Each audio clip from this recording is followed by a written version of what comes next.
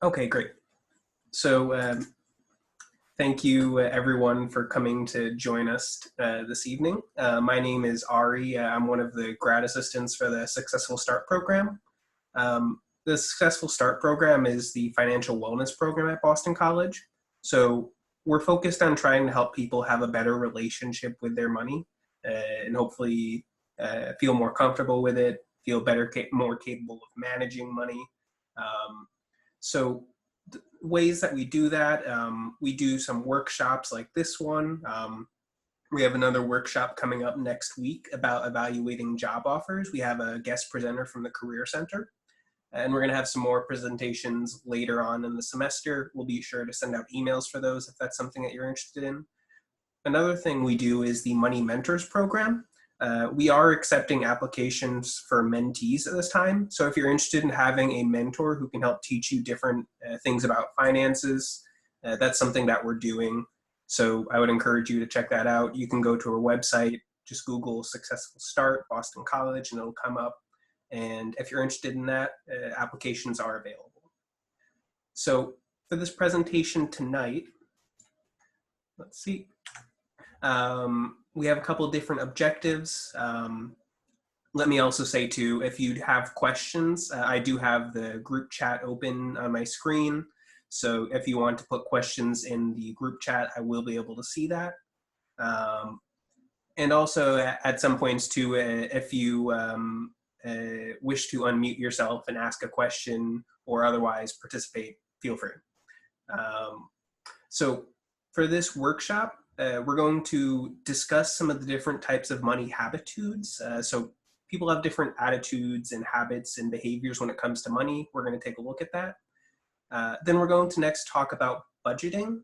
And that is one of the main components of this presentation, is to give you an idea of what a budget is, what are the components of it, and how you could do it. And then lastly, we're going to be talking about banking, and we'll also talk a bit about credit as well. So one thing I will say is that this presentation is, perhaps for some of you, this will be information that you're familiar with. For some of you, it might be information that's new. I hope that this is something that everyone has an opportunity to learn something from. If you have questions that are not addressed by the slides, you can definitely direct those to me. So if you feel that this information is something that you know, but you have a question that you want to ask, I'll do my best to answer that for you. Okay, so money habitudes. So we have a couple different types of money habitudes. We have these different cards. Normally, if we were doing it in person, we would pass out the cards, but that's a bit hard to do over Zoom. So we'll just take a look at the different cards that there are. So some people might be carefree in regards to money. Are there any people that feel like carefree is how they feel about money? You can say something in the chat or unmute yourself.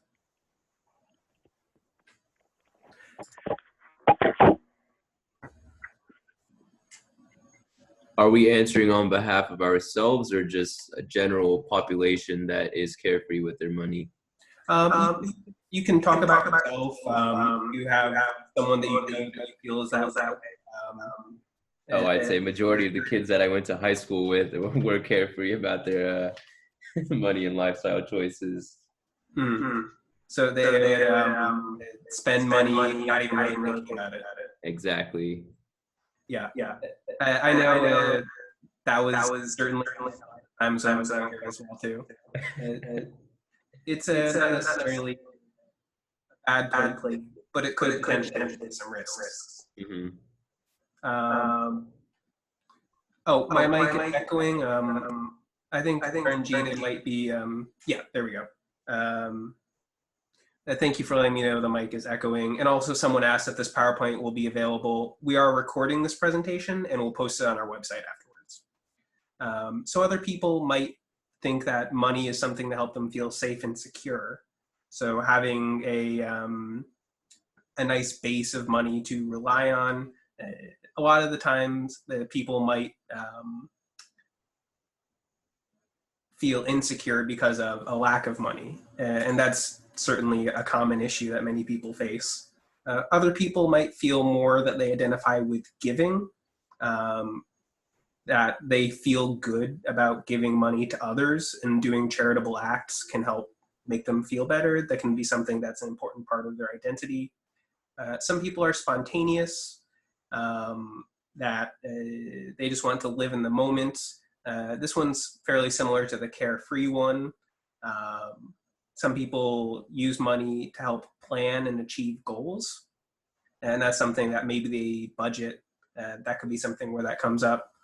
And lastly, there are people that have money as a status kind of tool. And this is not necessarily one to feel ashamed about either.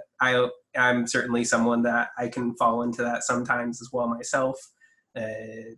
I do enjoy having fancy electronics, so that's something that many people might identify with. But I guess I'm curious, which of these do you feel you identify with?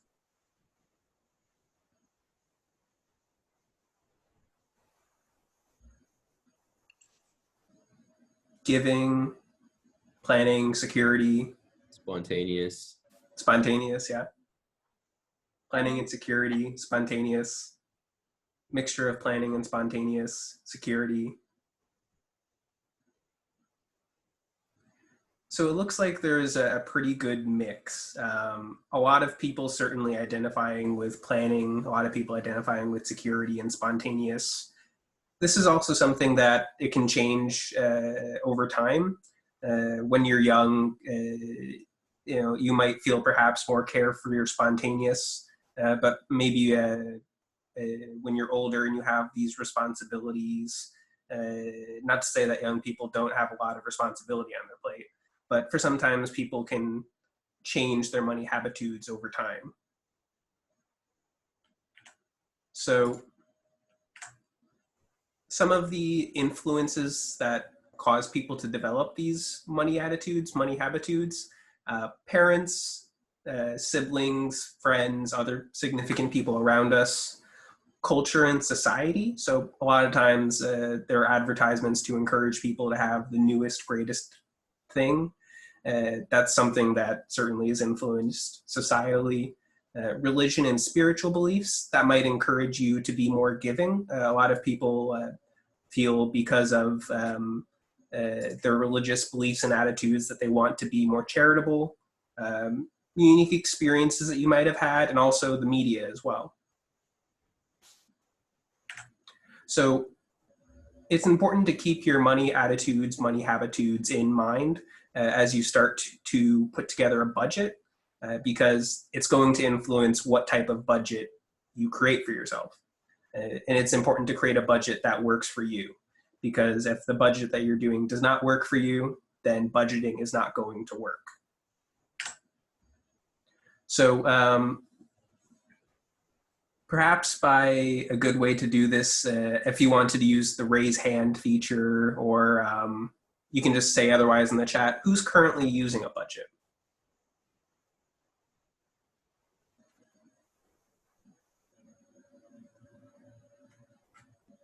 Okay, so I see a couple of people.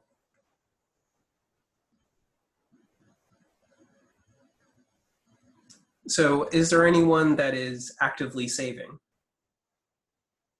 And this is something I might be curious, what do you have as a saving goal? What are you saving for?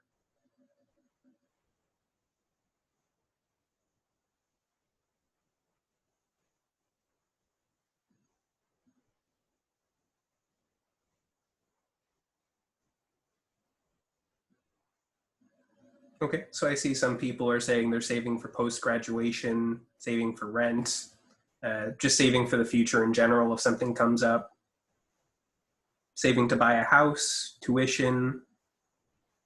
So it's really good that people have a lot of these longer term goals in mind, saving for the future and paying off car, saving for the future. So why do people think that budgeting or saving money might be important?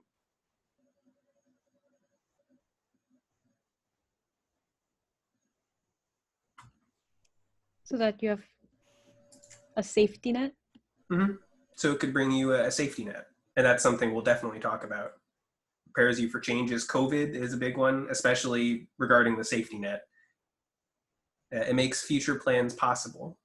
These are all really good reasons. So to not fall behind with future expenses. Everyone's raising really good points that the idea behind budgeting, behind saving, is to plan for a better, more financially secure future. So the reason why we believe that budgeting is important is because it gives you a strong sense of where your money goes, where you're spending it, and it can be helpful for reaching your financial goals. So people gave their goals of, I want to pay off my car, I want to pay for tuition. Budgeting could be a good way to help you figure out, how do I reach that goal? So some other reason why it might be helpful, it'll help you identify money leaks. That's something that we'll talk about in a later slide. It can be helpful for building good money habits. It can help reduce stress.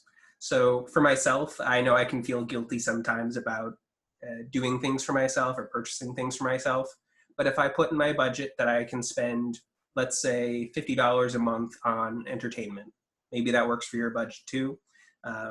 Then you can spend that $50 a month since you budgeted and allocated money towards that and not feel so guilty about it. It can be helpful for if you have debt. Student loans is a very common debt that many students have. And it can also just help you to find areas where you could perhaps save some money. So some of the obstacles that people give towards budgeting is that it can be hard work. There are ways to make it simpler and not be so hard. There are some apps that we'll recommend. People might think that it doesn't matter. It can be very important, I would say. Some people might look to different sources of income that will take care of it. So family sending money, birthday or holiday money, student loan checks take care of my expenses. Incomes like that are important to take into account, but it doesn't necessarily preclude you from wanting to budget. There we go. So here are the steps, and we're going to go into these all in a bit more detail for doing a successful budget. You're going to want to figure out, what are my sources and amounts of income? Figure out what are your expenses, where your money's being spent. Create budget categories that work for you. Put the budget into writing, and then once you have that, you can start to set goals for yourself and make adjustments where necessary in case the budget is not entirely working out for you yet. So identifying income. Income is where money is, for lack of a better way to phrase it right now in my head, coming in. What are your sources of money? We have some examples in the slides, like employment, student loans. You might have some in your accounts already. What are some other areas where people make money?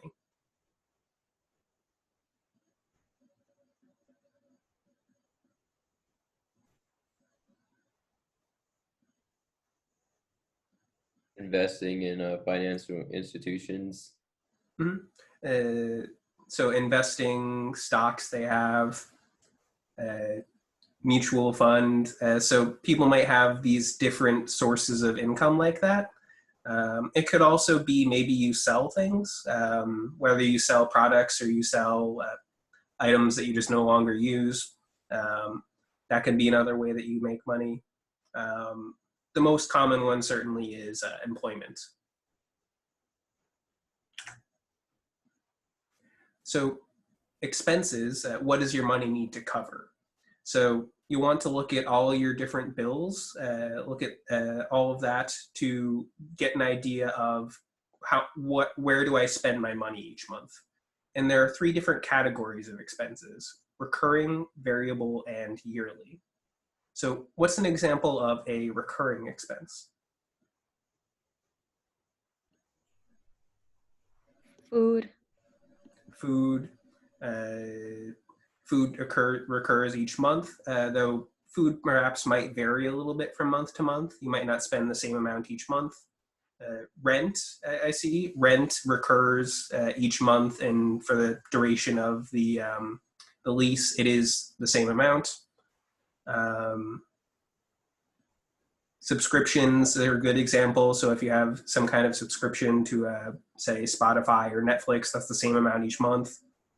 Health insurance, you might pay the same premiums each month. So people are also listing good examples of variable expenses, like gas, whether that means gas for your car. That might be a little bit different from month to month.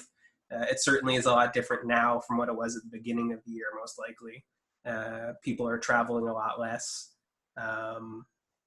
Could also be gas like heating for if you pay for utilities. Utilities might vary from month to month. You might spend more on heating during the winter and use more electricity during the summer if you're using air conditioning. So utilities are a good example of a variable expense. And then lastly, what is an example of an expense that you would do yearly or perhaps maybe semi-yearly? I saw someone put good examples of that in the chat. Tuition is a good one. A lot of the time people will pay for their tuition twice a year, once for the spring, once for the fall. And that is one big bulk expense, typically, though there are payment plans for that. Car insurance, depending on the plan, you might have to pay for your car insurance all up front. I also saw someone put in the chat before taxes.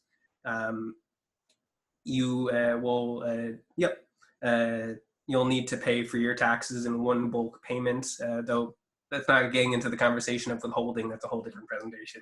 But when you make your tax payment, that's one thing, and you can plan for that since you know that it's coming up. Same for tuition. You know what time that's going to be due. So we can also break expenses down into fixed versus discretionary. So examples of fixed expenses. Fixed expenses are expenses that are necessary, that are expenses you can't live without. So rent or room and board for your dorm if you're living in a dorm, meal plan, or groceries, you need food to eat. Utilities, you need to have electricity and running water and heat during the winter. I see someone has their hand up. Do you have a question?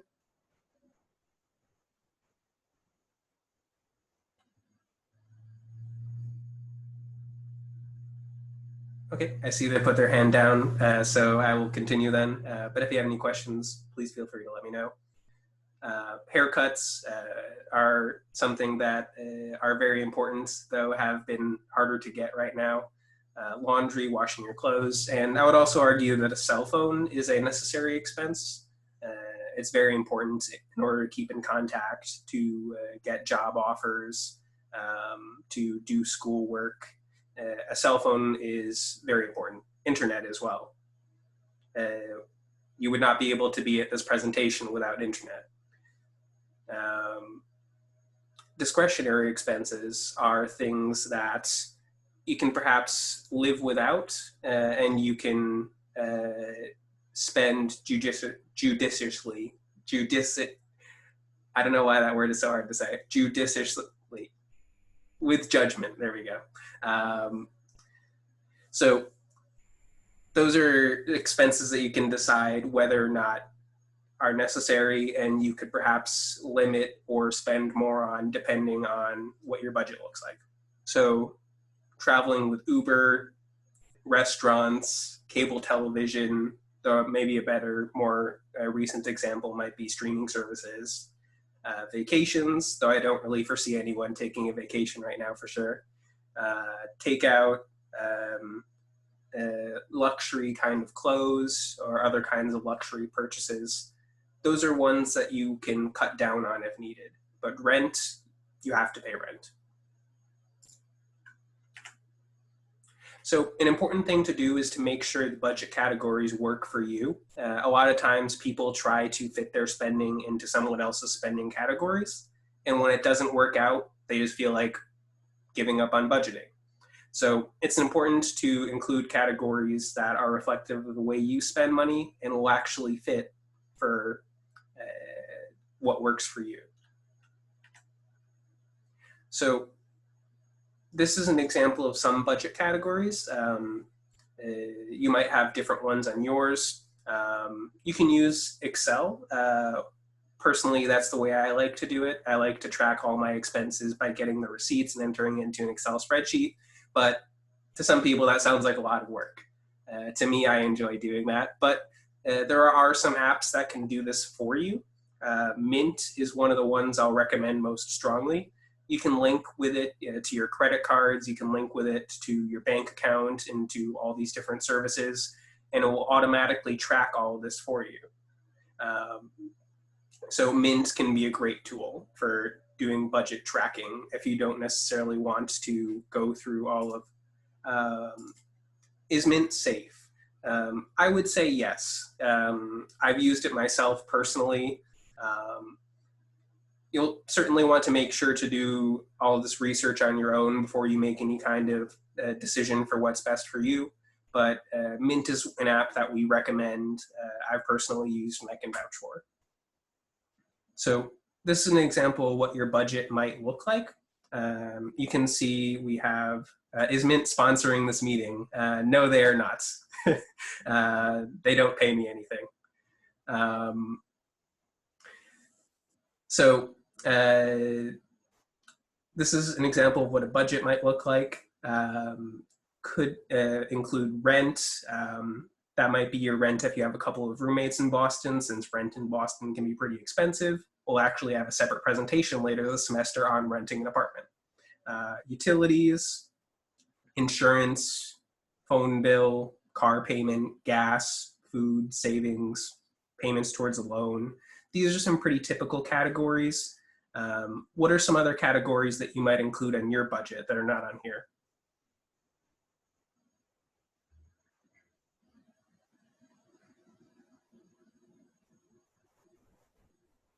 Entertainment, that's a good one. That's on my budget for sure. Subscriptions, credit card payments. I know I have a dedicated category on my budget for Netflix and Spotify. Health insurance, fitness, if you have a gym membership maybe, or you buy weights or fitness tools.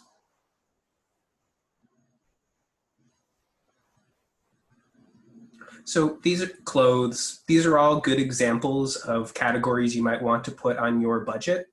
And like I said, what's most important is that your budget is doable. That is something that you can work with and that it represents your spending. Because if it doesn't work for you, then budgeting won't necessarily work too well. So what you do when you have all these categories, you'll put in what is my estimated income for the month for this person. That's $2,500 a month. You'll add up all of your expenses and get a total cost number. And then you subtract that from your income and you'll end up with your estimated profit for the month.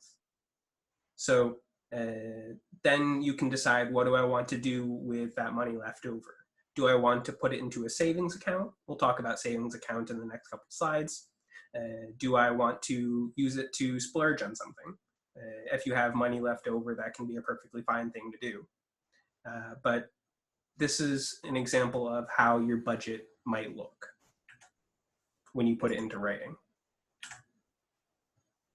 So we've talked about the importance of goals. I'm not necessarily going to go into that as much because I feel like we've talked about that a good amount. You might want to try to limit your spending or to spend in ways that are more desirable for you. So this is part of why budgeting can be really important, the topic of money leaks. So these are some examples of where money might be going and you don't realize that it's going there. So say you go out to a restaurant with friends every Saturday night. That could be $25 a week, 52 weeks. That's $1,300 per year. Or Uber, $15 a week over 52 weeks, $780 per year. Chipotle chicken burrito, including tax. I think it's probably gotten a bit more expensive since this presentation was made. That can add up. Or one of the, I think, most salient examples is if you buy a coffee each morning, that could be $4 a day over 260 weekdays. That could be about $1,000 per year that you spend on coffee. So this is not to say that you shouldn't buy these things. This is not to say that you shouldn't go out to dinner with your friends. This is not to say that you shouldn't get coffee, because that can be, for many people, a very important part of their day and what helps them get through the day. But this is to say that it's important to recognize where this money is going and then make the decision for yourself, is this how I want to spend my money? It might be yes, and if it's no, then you can figure out what a different plan might look like. So some of the techniques for cutting expenses and saving money, just to read through these really quickly. Maybe you run out of money at a certain time each month. It might be right before you get your next paycheck. This can be important to help figure that out. Identifying money leaks, which you talked about on the last slide. Try to look for deals. There are lots of good websites for that on the internet. Using cash can be a powerful way to save, because for a lot of people, that process of physically handing money to a cashier, it can feel a lot more weighty than swiping a credit card or swiping a debit card. So that can be something that some people find very helpful. Trying to find areas where you can cut down on your budget. And lastly, ask for help. This can be a hard thing to do, especially when you first start out. And it's something that's perfectly fine to ask friends, ask peers, even ask us. You can email us, success@bc.edu, and ask for some help on figuring out how to save money or how to budget. So that's it for the budgeting part. Next, we're going to move on to the basics of banking. Are there any questions on budgeting before we move on? I'll wait a few seconds. Yeah, I have a question. It's not about budgeting though. Sure. Have you ever come across any website that shows like you can do these like short projects and earn X amount of money? I have seen websites like that. I have seen also ads sometimes around campus on ways to make money. I guess I would just say to be cautious and to do research into whatever organization that you might be looking into. There are, I've definitely seen before on campus, there are advertisements for things claiming that they'll pay you a certain amount, but then don't end up paying you. So I would just say to take those kinds of things that you might find online, or you might see an ad around campus with caution. Okay. Does that answer your question? Yeah. All right, thank you. Thank you. Yep, like someone said in the chat, scams have definitely gone up a lot with COVID. There unfortunately are people trying to take advantage of the situation. Any other questions?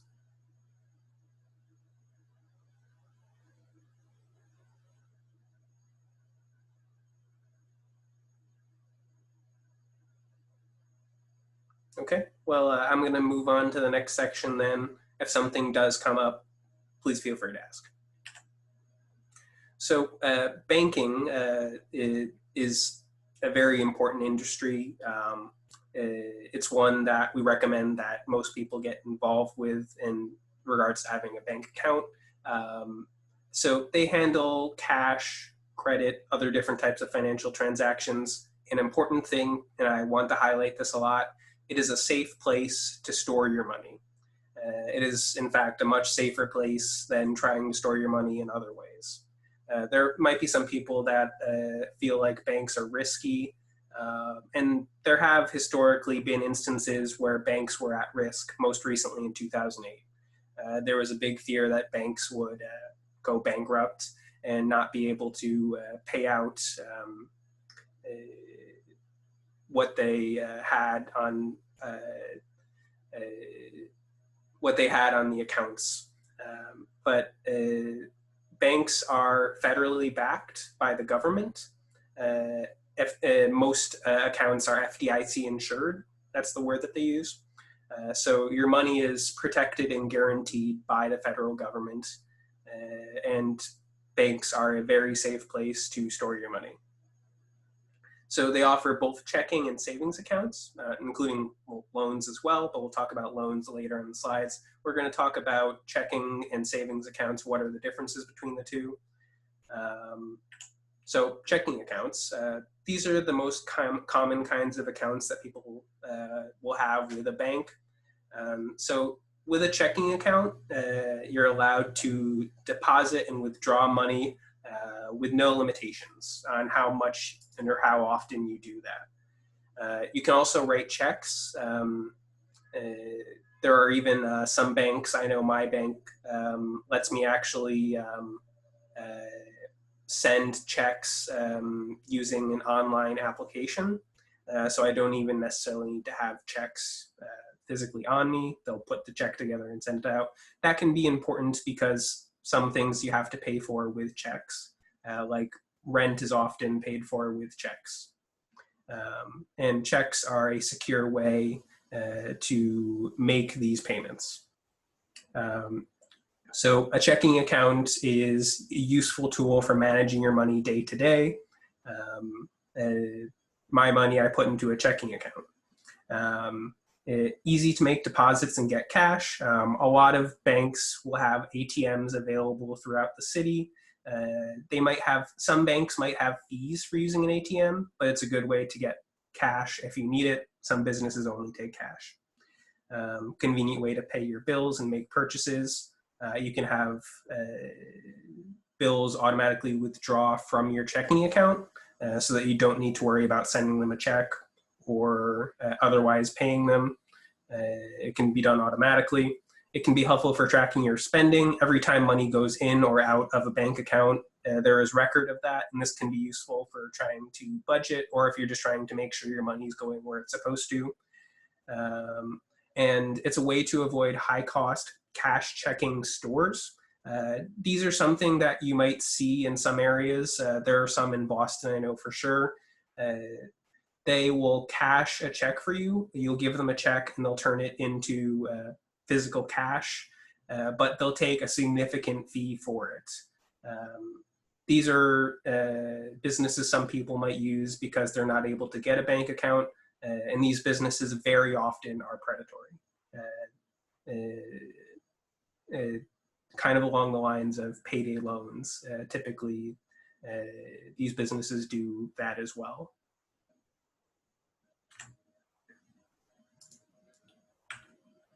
Whoops, wrong way.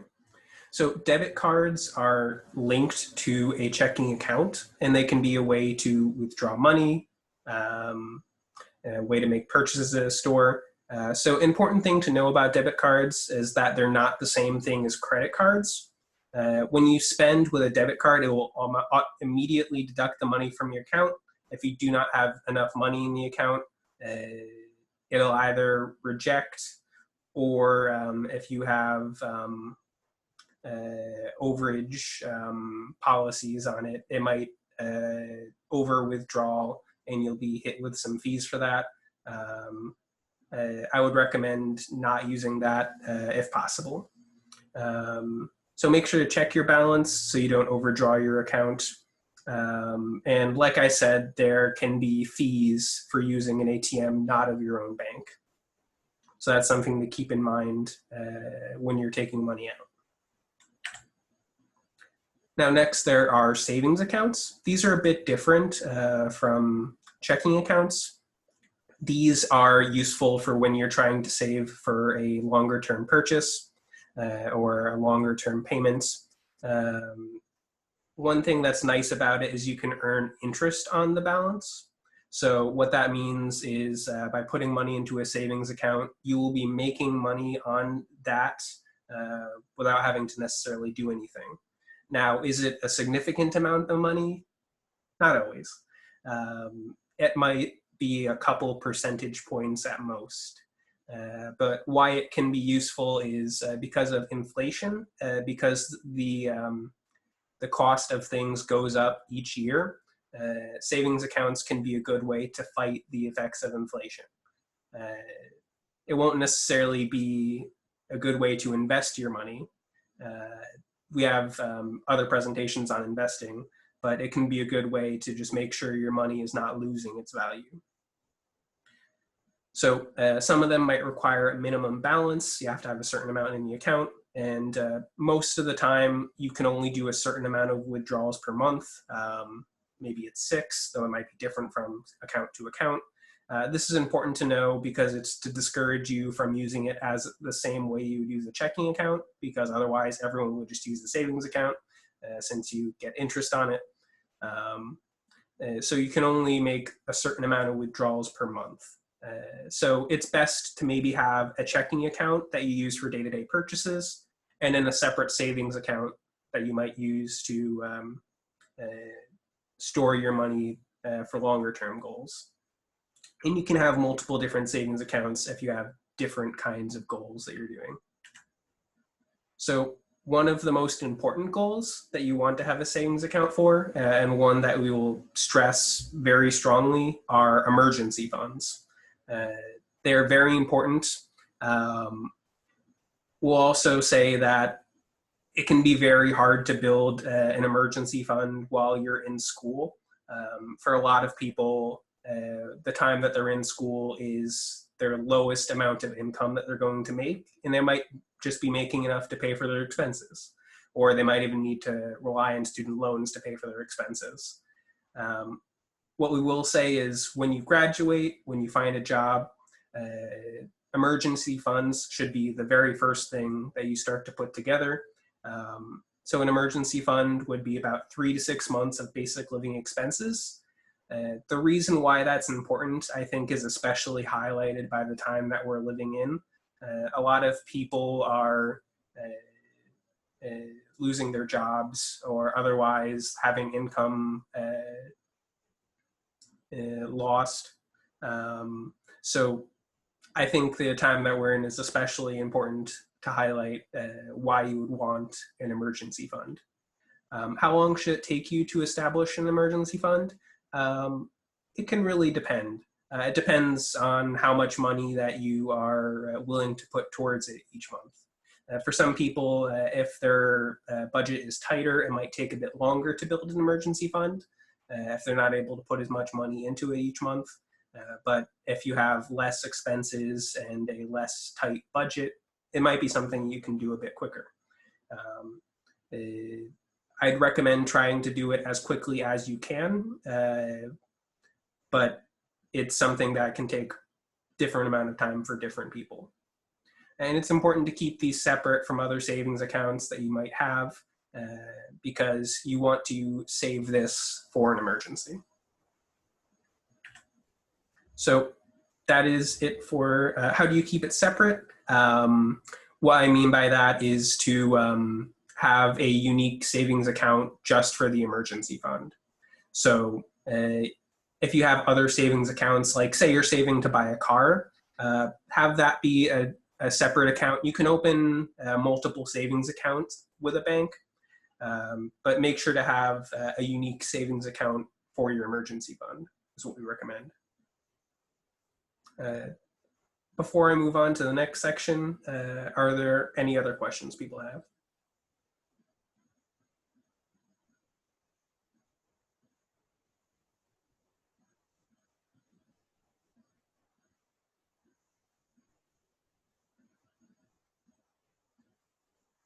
Okay. Well, in that case, let's talk a bit about credit. This will be the last section of this presentation. So the idea behind credit is that you'll receive something of value now with the promise that you'll pay for it later. And almost always there is some kind of charge or cost for this. But credit can be very important, very powerful, and is not necessarily something to be feared. What are the kinds of attitudes and feelings people have about credit? Maybe a credit card. A lot of people can have different feelings about it, but how do you feel about credit?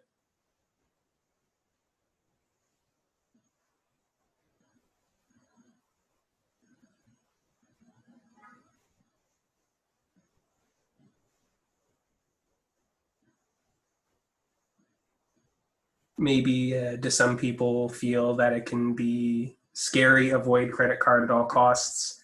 Econ teacher told you to stay away, afraid that you'll forget to pay. So a lot of fear I'm seeing. A lot of people have, and that's a pretty common thing. People can have fear about credit cards because it is possible for things to get out of control. Essential for being able to acquire loans. That's something we're going to make sure to highlight. We're going to talk about credit score later on. We'll explain what that is. Helpful for building your credit score. That's something that is especially important. And that's the reason why we recommend everyone engages with credit. A credit score is very important for some of these later purchases that you might want to make, but we'll get into that on the next couple slides. So the most common type of credit is a credit card. They can be fast, they can be convenient, they can be good ways to spend your money. They can be useful if you, let me say, they can be very good for security kind of reasons. When you're spending using a credit card, you're essentially spending using someone else's money. So if for some reason you need to dispute a purchase, maybe someone gets access to your credit card, your money is not lost. You'll be able to dispute the purchase and you can prove that it's fraudulent. But if we're talking about a debit card, we're talking about a banking account. If that money is taken out from the account, it might not be possible to get that money back. So that's a reason why credit cards can be a useful tool. So credit cards are an example of revolving credit. So what we mean by that is that there is a predetermined spending limit. Maybe you have a credit card with a spending limit of $1,000 a month, and it will automatically renew as their debt is paid off. Has a billing cycle of 1 month.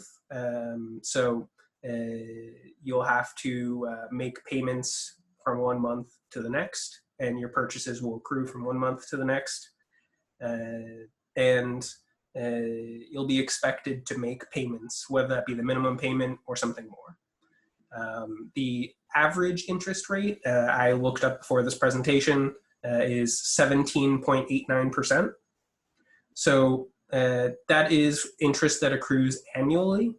So let's say, as an example, just for a nice round number, you have $1,000 in credit card debt, and the average interest rate of, let's round it up to 18%.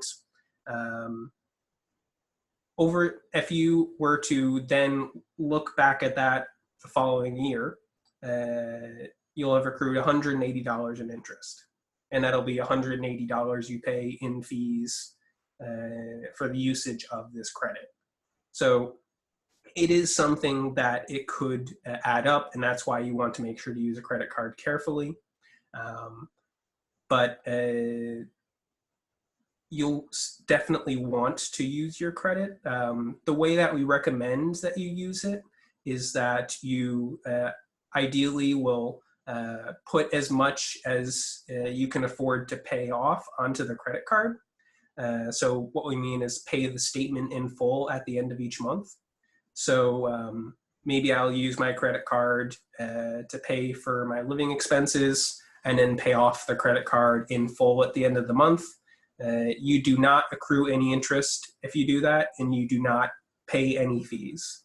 You'll pay the same amount as if you used a debit card, but that'll be useful for building your credit score, which we'll talk about, if not on the next slide, on one of the next slides. Okay, it is the next slide, good. So credit scores and reports are two different things. Like some people have said in the chat, credit can be useful for building your credit score. So what that is is a numerical measurement of your financial health. What it is a way that lenders track whether or not you are a good person to give credit to. If you have a higher credit score, typically you'll get lower interest rates, and you'll be more likely to be approved for a loan. If you have a lower credit score, you might have higher interest rates, and you might be less likely to be approved for a loan. Most people, when they first start out, are somewhere in the 660 range, which is a good place to start. That can go up to 850, though that is very uncommon. I believe the most common one is somewhere in the 700s, or it can go down to 300.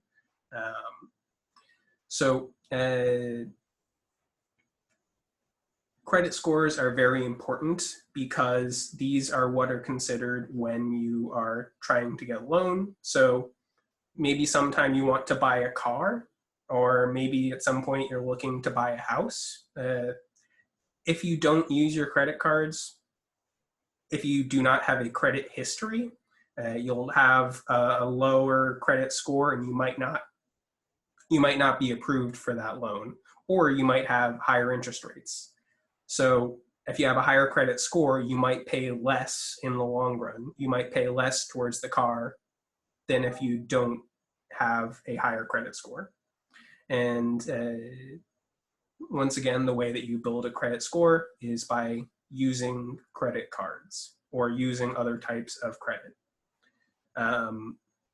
So credit reports are a bit different. These are detailed reports of your credit history.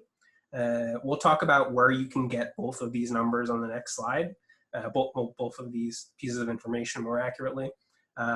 So when you look at your credit report, you'll see all your open accounts. Credit reports are a good way of finding out if you have been a victim of identity fraud. You can find out what accounts are attached to your name. It will contain a list of all of your payment history. It can include comments that you write onto it, amongst other things. It'll also include personal demographic information. So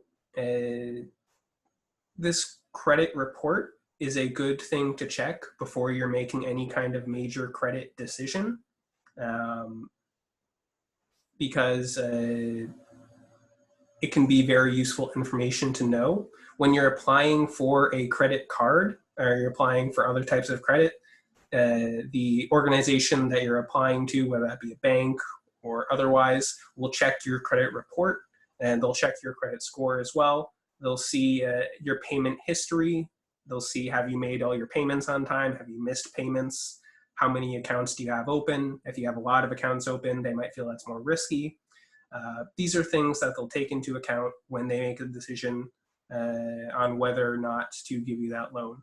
The question I see of why can't you check your credit score often? You can actually check your credit score as much as you want. Your credit report, you can get 3 free copies of each year.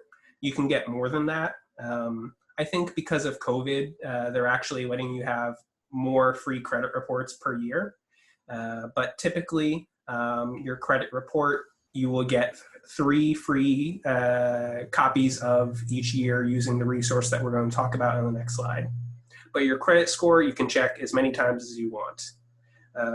What is the fastest way to raise your credit score? What I would say to that is,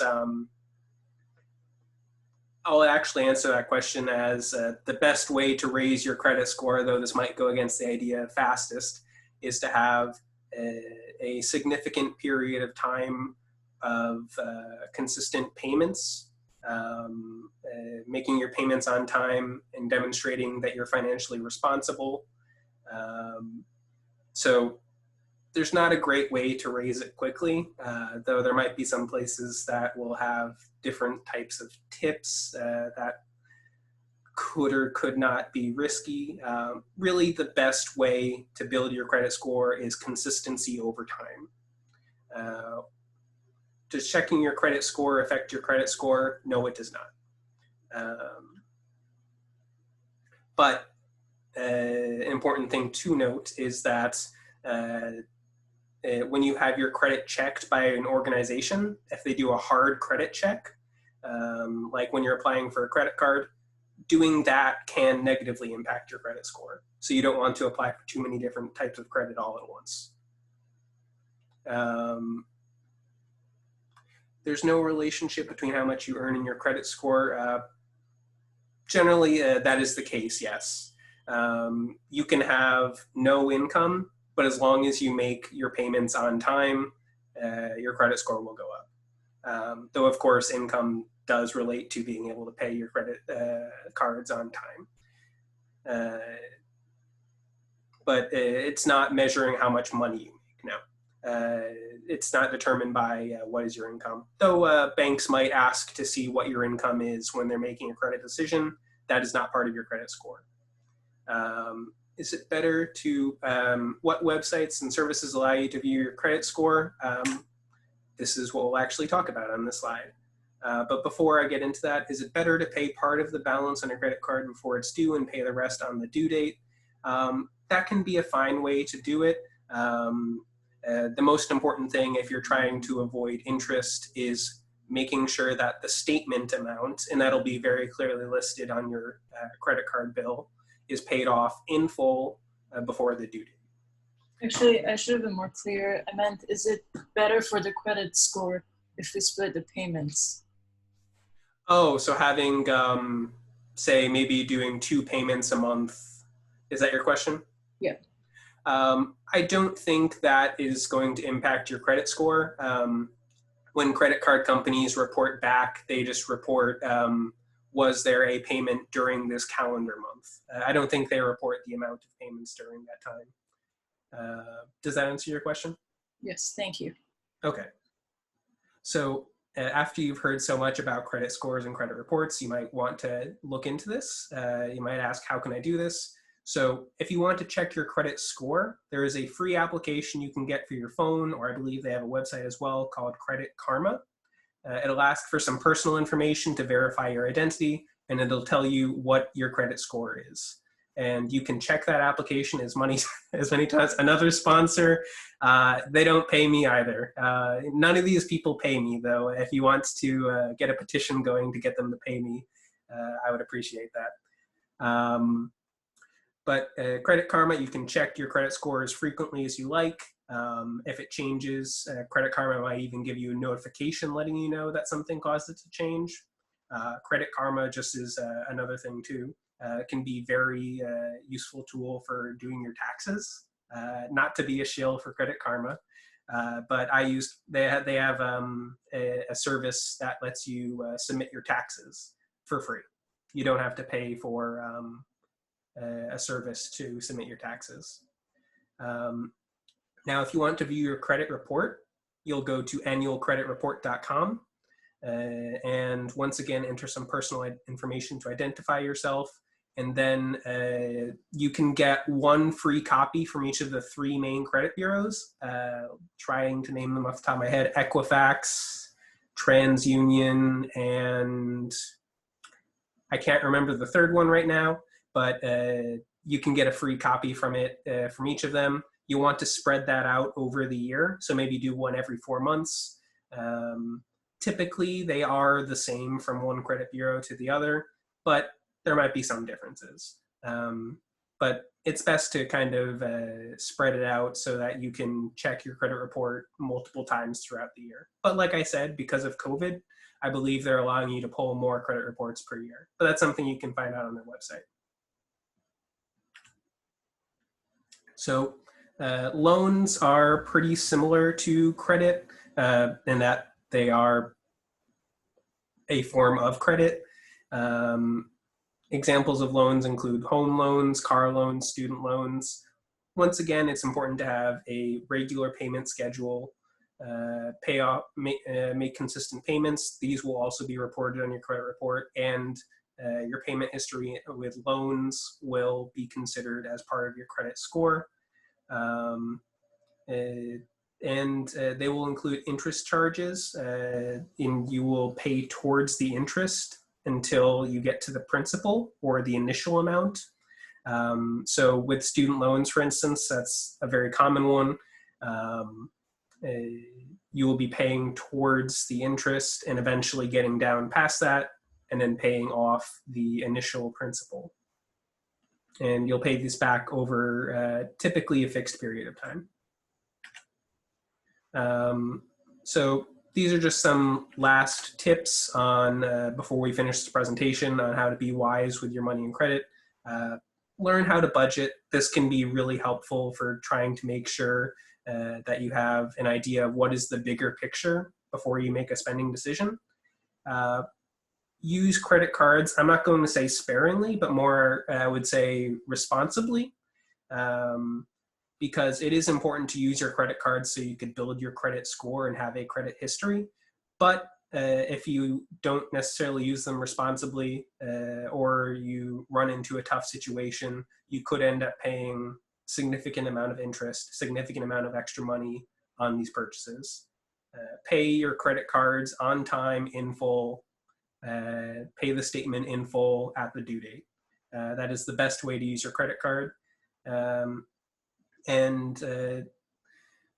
Like it says on the bottom, your time as a student is, as I mentioned before, your lowest point of income, most likely through your life.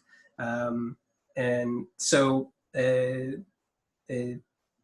just try to take these things into account and be smart with your purchasing decisions. Think about, do I really need to do this right now? So that finishes up our presentation. We have an email address if you want to reach out to us. We also have the Money Mentor program, which I mentioned at the beginning. If you want to have a mentor for different financial questions for yourself, we have a website where this presentation will hopefully be posted onto the website, and we have other presentations on our website, and we also have social media pages. But since that about finishes up the presentation, I'll stay here for a bit.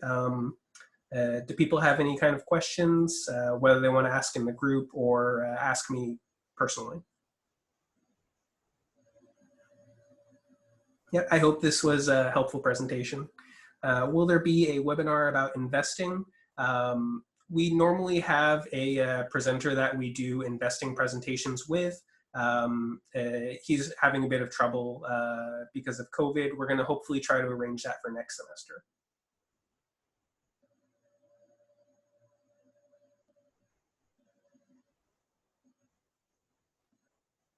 All right, well, it looks like people are leaving, so thank you, everyone. I hope this presentation was helpful, and I will hopefully see you for the next one. Thank you. Yeah, no problem. Thank you very much. Yeah, have a good evening.